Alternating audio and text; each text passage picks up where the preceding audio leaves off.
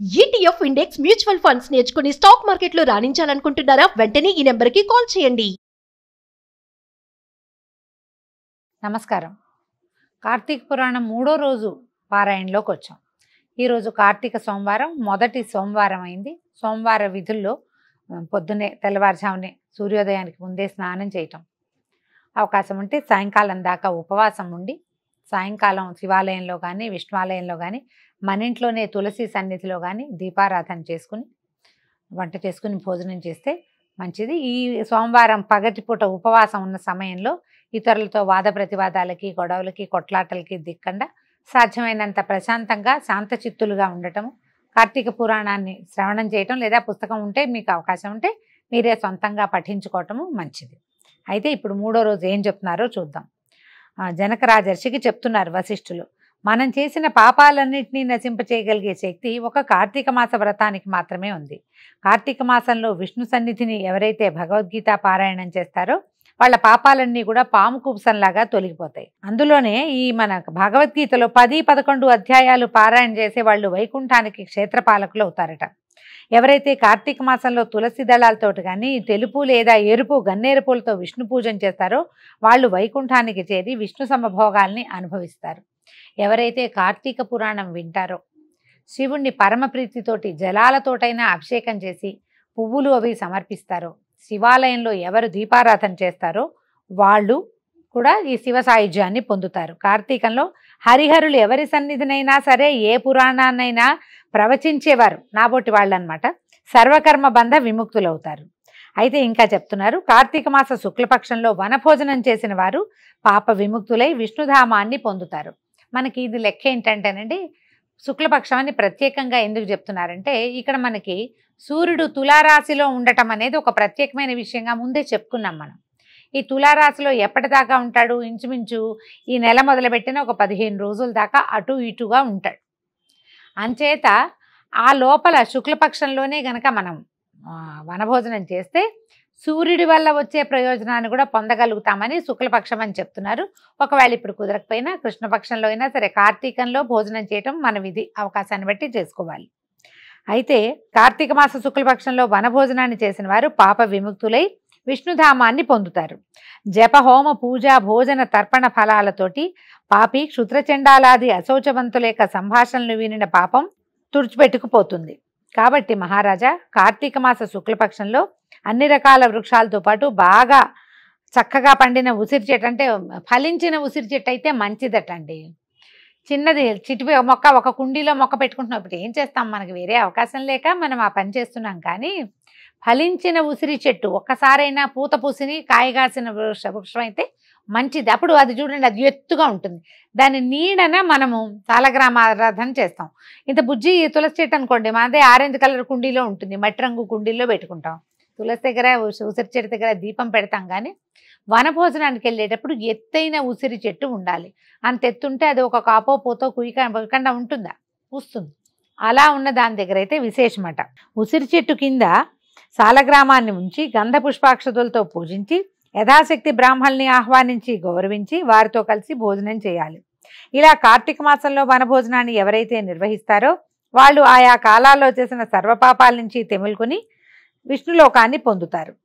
ఈ కార్తీక మహాత్మ్యాన్ని భక్తి శ్రద్ధలతో విన్న బ్రాహ్మణుడొకడు ఒక సంకటం నుంచి రక్షింపబడ్డాడు. ఆ కథ చెప్తాను వినమన్నారు. దేవదత్తోపాఖ్యానం చెప్తున్నారు. పూర్వం కావేరీ తీరంలో దేవశర్మ అనే ఒక సద్బ్రాహ్మణుడు ఉండేవాడు. అతనికి ఒక పరమ దుర్మార్గుడైన కుమారుడు కలిగాడు. వాడి పేరు దేవదత్తుడట. అతడి దుష్ట ప్రవర్తనను గుర్తించిన తండ్రి వీడిని పాప విముక్తుని చేయాలని సంకల్పించి, నాయన రోజు కార్తీక ప్రాతస్నానాన్ని ఆచరించు, సాయంకాలంలో హరిసన్నిధిలో దీపారాధన చేస్తూ ఉండు, ఈ విధంగా కార్తీక వ్రతాన్ని ఆచరించి ధన్యుడివి కావరా నాయన అని చెప్పాడు. చెప్పేసరికల దుర్వర్తనుడైన ఆ బ్రాహ్మణ పుత్రుడు, నేను ఇలాంటి కట్టుకథల్ని నమ్మను, ఇలాంటి అర్థం లేని వ్రతాల్ని ఆచరించనని తండ్రికి ఎదురు తిరిగాడు. అందుకు కినిసిన దేవశర్మ తన కుమారుణ్ణి, నువ్వు ఇంత మూర్ఖంగా ఉన్నావు, నువ్వు భూమి మీద ఉండవలసిన వాడివి కాదు, లోపల ఉండాలని అడవిలో ఉన్న చెట్టు త్వరలో ఎలుకపై పడి ఉండమని శపించాడు. శాపానికి భయపడ్డ ఆ విప్రకుమారుడు తండ్రి పాదాల మీద పడి, నాకు తరుణోపాయం చెప్పు అని బతిమలాడితే ఆయన ఏమన్నాడు, ఎప్పుడైతే నువ్వు కార్తీక మహాత్మ్యాన్ని సంపూర్ణంగా వింటావో అప్పుడే నీ ఎలక రూపం పోతుందిరా నాయన అని శాప విముక్తిని అనుగ్రహించాడు. ఇదివరకు నాన్నలకి కోపం తెప్పించినా శాపాలు వచ్చేవండి. ఇప్పుడు మన నాన్నల కోపం తెప్పిస్తే ఏం ప్రయోజనం లేకుండా ఉంది. దేవదత్తుడికి శాప విముక్తి ఎలా జరిగిందో చూద్దాం. పితృశాప కారణంగా అప్పటికప్పుడే మూషిక రూపాన్ని ధరించిన బ్రాహ్మణ యువకుడు గజారణ్యంలో ఫలవంతమైనది, అనేక జంతువులకు ఆధారభూతమైంది అయినటువంటి ఒకానొక మహావృక్ష కోటరం అంటే తొర్ర అందులో ఉండటం మొదలుపెట్టాడు. ఇలా కొంతకాలం గడిచాక ఒకానొకప్పుడు మహర్షి అయిన విశ్వామిత్రుడు శిష్య సమేతంగా కార్తీక స్నానం ఆచరించి వచ్చి ఆ ఏలిక ఉన్న చెట్టు మొదలు యందు హాయిగా ప్రశాంతంగా కూర్చుని తన పరివారానికి పరమ పావనమైన కార్తీక మహాత్మ్యాన్ని చెప్తున్నాడు. అదే సమయంలో దయాహీనుడు, పాపాల పుట్ట, అడవి జీవాల్ని హింసించి పొట్టపోసుకునేవాడు అయిన ఒక కిరాతకుడు ఆ ప్రాంతాలకి వచ్చాడు. పుణ్యపురుషుల దర్శనం వల్ల ఉపకారమే గాని అపకారం ఎప్పటికీ జరగదు. అదేవిధంగా విశ్వామిత్రాది తపోబృంద మాత్రం చేత రవంత పశ్చాత్తప్తుడు జ్ఞాని అయినటువంటి ఆ కిరాతకుడు వారిని సమీపించి, అయ్యా మీరు చెప్పుకుంటున్న కథలేమిటి, అవి వింటుంటే నాకు ఈ కిరాత జీవితం పట్ల చిరాకు పుడుతోంది, దయచేసి ఆ రహస్యం ఏమిటో చెప్పండి అని అడగంగానే అతనిలో వివేకం విచ్చుకుంటున్నటువంటి వైనాన్ని గ్రహించిన విశ్వామిత్రుడు, నాయనా మేము కార్తీక వ్రతాన్ని ఆచరిస్తున్నాం. ఈ కార్తీక మాసంలో ఎవరైనా తెలిసి గాని తెలియక గాని స్నాన దాన జపతప పురాణ శ్రవణాదులు చేసినట్లయితే వారు వారి సర్వపాపాల నుంచి విముక్తులవుతారు. ఈ వ్రతాన్ని భక్తితో ఆచరించే వాళ్ళు జీవన్ముక్తులవుతారు అని తెలియజేశాడు. ఈ విధంగా కిరాతునికి చెప్తున్న కార్తీక మహాత్మ్యాన్ని వింటమే తడవుగా త్వరలో ఉన్న ఎలుక రూపంలో ఉన్నటువంటి దేవదత్తుడు శాపగ్రస్త రూపాన్ని వదిలేసి పూర్వ యువ బ్రాహ్మణ రూపాన్ని పొంది విశ్వామిత్రాదులకు నమస్కరించి తమ పూర్వగాథను వినిపించి ఆ ఋషుల నుండి సెలవు తీసుకుని తన ఇంటికి వెళ్ళిపోయాడు. అనంతరం ఆ కిరాతుడు కూడా విశ్వామిత్రాదుల వల్ల ఈ కార్తీక మహాత్మ్యాన్ని కడకంతా తెలుసుకోవటం వల్ల ఆ జన్మకి కిరాతుడు అయినప్పటికీ కూడా దేహాంతరాన ఉత్తమ గతులు పొందాడు. కాబట్టి ఉత్తమ గతులు కోరే వాళ్ళు ప్రయత్నపూర్వకంగా అయినా సరే కార్తీక వ్రతాన్ని ఆచరించాలి, లేదా కనీసం కార్తీక వ్రత మహాత్మ్యాన్ని చెవితోటైనా వినాలట. ఇప్పుడు పూజా విధానాల గురించి చెప్తున్నారండి. శ్రీ వశిష్ఠులు ఇలా చెప్తున్నారు, ఓ జనకరాజర్షి, ఈ కార్తీక మాసం 30 రోజులు కూడా ఎవరైతే మహావిష్ణువును కస్తూరి గంధాదులతోనూ పంచామృతాలతోనూ అభిషేకిస్తారో వారికి 10,000 అశ్వమేధాలు చేసిన ఫలితం లభిస్తుంది. కార్తీక మాసంలో సంధ్యావేళల విష్ణు సన్నిధిలో దీపారాధన చేసినా దీపదానం చేసినా వారికి విష్ణులోకం వస్తుంది. పత్తిని శుభ్రపరిచి దాంతో వత్తించేసి బియ్యపిండి లేదా గోధుమ పిండితో ప్రమిదం చేసి ఆవు నేతిని పోసి పత్తి ఒత్తిని తడిపి వెలిగించి ఒకానొక సద్బ్రాహ్మణుణ్ణి ఆహ్వానించి చివరి రోజున వెండి ప్రమిదను పమిడి వత్తిని తయారు చేయించి వాటికి బియ్యపిండి మధ్య ఉంచి పూజా నివేదనాదులను పూర్తి చేసి బ్రాహ్మణులకి భోజనం పెట్టి అనంతరం తాము స్వయంగా ఈ దీపం దాస్యామి తే దేవా అని ఒక మంత్రంతో బ్రాహ్మణుడికి గనక దానం చేస్తే ఎన్నో కష్టాలు తొలగిపోతాయట. ఆయుర్వృద్ధి, విద్య, జ్ఞాన వృద్ధి, అనంతరము స్వర్గభోగాలు కలుగుతాయి, అక్షయమైన పుణ్యం లభిస్తుంది. ఈ దీపదానం గురించి చెప్తారండి. 30 రోజులు రోజు బియ్యపిండితో చేసినటువంటి దీపాన్ని దానం చేసి చివరికి ఈ 30వ రోజున అమావాస్య నాడు లేదా చతుర్దశి నాడు చిన్న వెండి ప్రమిద దాంట్లో బంగారపు సన్న తీగతోటి ఒత్తులు చేస్తారు. వేసి ఈ బియ్యపిండి దీపం మీదే ఆ వెండి దీపాన్ని పెట్టాలట. దాన్ని దానం చేస్తే ఫలితం లభిస్తుంది అంటారు. ఇప్పుడు మనం చాలామంది ఎలా చేస్తున్నారంటే ఈ నెల రోజుల దీపారాధన మామూలుగా చేసుకుని దానాలు లేవు. చివరో మధ్యలోనో ఏదో ఒక రోజు మనకి కుదిరిన నాడు ఒక వెండి ప్రమిదని బంగారు ఒత్తి వేసి దానం చేయటం ఒక విధానంగా కనిపిస్తుంది. ఇప్పుడే కాదండి, మనం మామూలుగా చూడండి, గృహప్రవేశం చేసుకుంటాం, ఏదైనా సత్యనారాయణ వ్రతం చేసుకుంటాం, పిల్లలకి ఆయుర్వృద్ధి కోసం మనం ఆయుష్ హోమాలు చేస్తాం. మనమే ఏ ఉగ్రరథ శాంతి అంటే 60 ఏళ్ళకి చేసుకునే పుట్టినరోజు, 70 ఏళ్ళకి చేసుకునేదో షష్ఠి పూర్తి అవి చేసుకుంటున్నాం కదా. అలాంటివి యజ్ఞం చేసే సందర్భాలు, పెద్దగా నవగ్రహారాధన మంటపారాధన చేసే సందర్భాల్లో కూడా దీపదానాన్ని సాంగంగా చక్కగా చేసుకోవచ్చు. అది కూడా మంచి ఫలితాన్ని ఇస్తుంది. కార్తీకంలో చేస్తే విశేషమైన ఫలితం.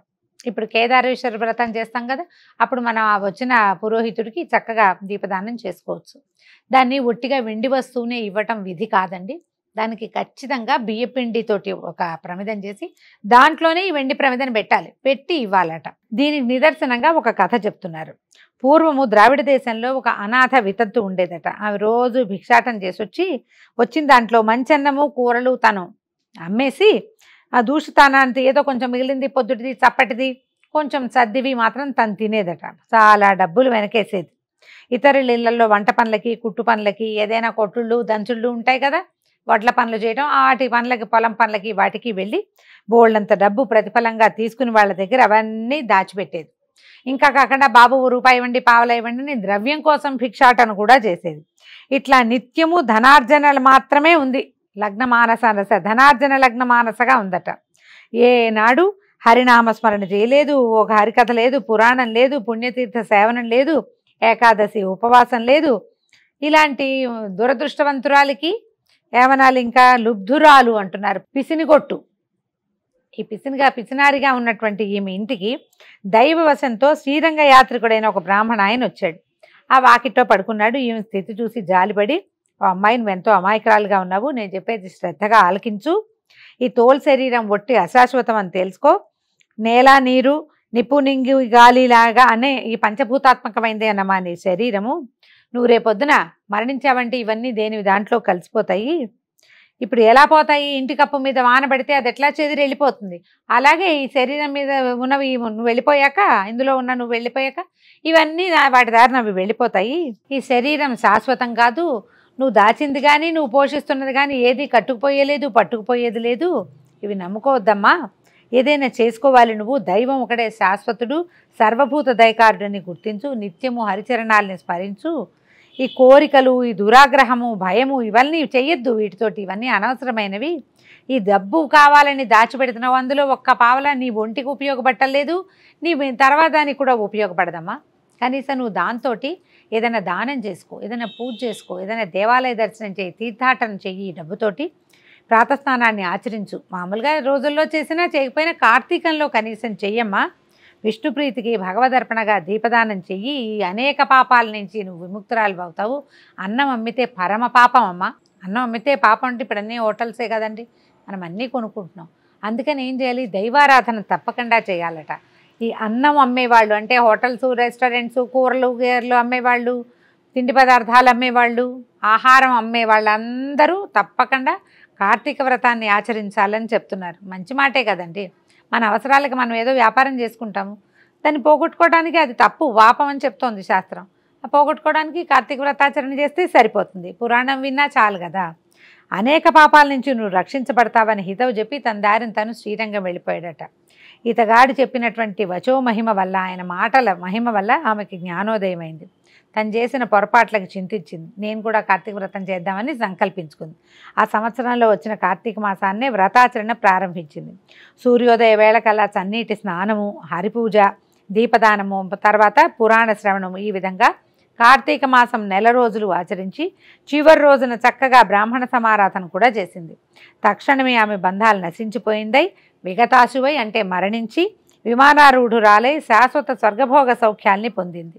కాబట్టి ఓ రాజా, కార్తీక మాసంలో అన్నిటికంటే ప్రధానమైనది దీపదానము.